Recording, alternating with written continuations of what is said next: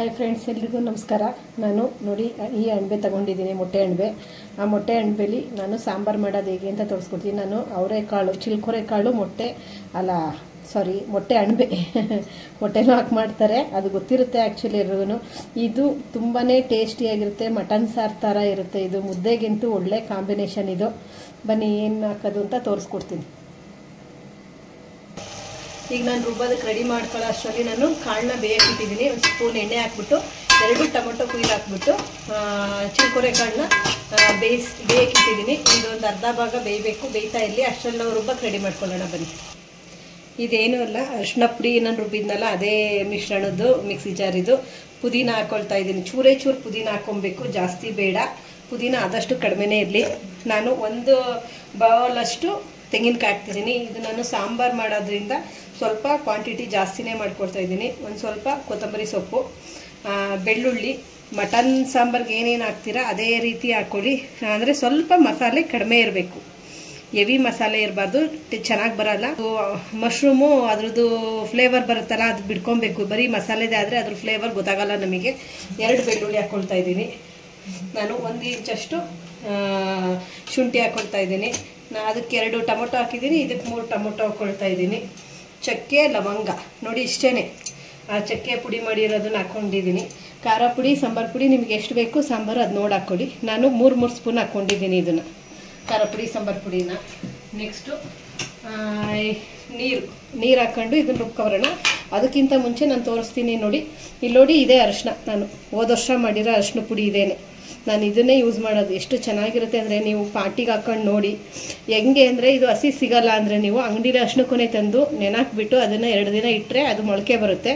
ಅದನ್ನೇ ನೀವು ಹಾಕ್ಕೊಂಡ್ರೆ ಪಾರ್ಟಿಗೆಲ್ಲ ಈರುಳ್ಳಿ ಸಿಪ್ಪೆ ಅದು ಇದು ಹಾಕ್ತಿದ್ರೆ ಚೆನ್ನಾಗಿ 1 kg ಅಷ್ಟಾದರೂ ಸಿಗುತ್ತೆ. ಅದು ಮಾಡಿ ನೋಡಿ, ಟ್ರೈ, ತುಂಬ ಚೆನ್ನಾಗಿರುತ್ತೆ. ನಾನು ಇದೊಂದು ಅರ್ಧ ಸ್ಪೂನ್ ಹಾಕ್ತಾಯಿದ್ದೀನಿ. ಇದನ್ನು ಸಣ್ಣದಾಗಿ ರುಬ್ಕೊಬರೋಣ.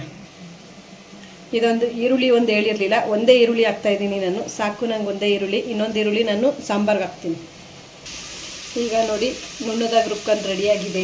ಈಗ ನಾವು ಅದು ಅವರೆಕಾಳು, ಚಿಲ್ಕೊರೆಕಾಳು ಅರ್ಧಂಬರ್ಧ ಬೆಂದಿರಬೇಕು. ನೋಡೋಣ ಬನ್ನಿ. ನೋಡಿ ಇವಾಗ ಇದು ಎಣ್ಣೆಲೆ ಫ್ರೈ ಆಗಿರೋದ್ರಿಂದ ನೋಡಿ ಅರ್ಧ ಬೆಂದಿದೆ.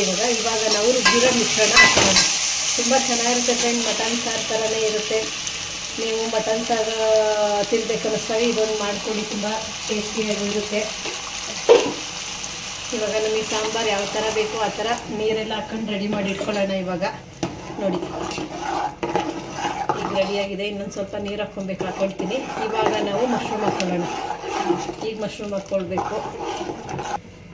ಈಗ ನೋಡಿ ನಾನು ತೊಳೆದು ರೆಡಿ ಮಾಡಿ ಇಟ್ಕೊಂಡಿದ್ದೀನಿ ಮಶ್ರೂಮು.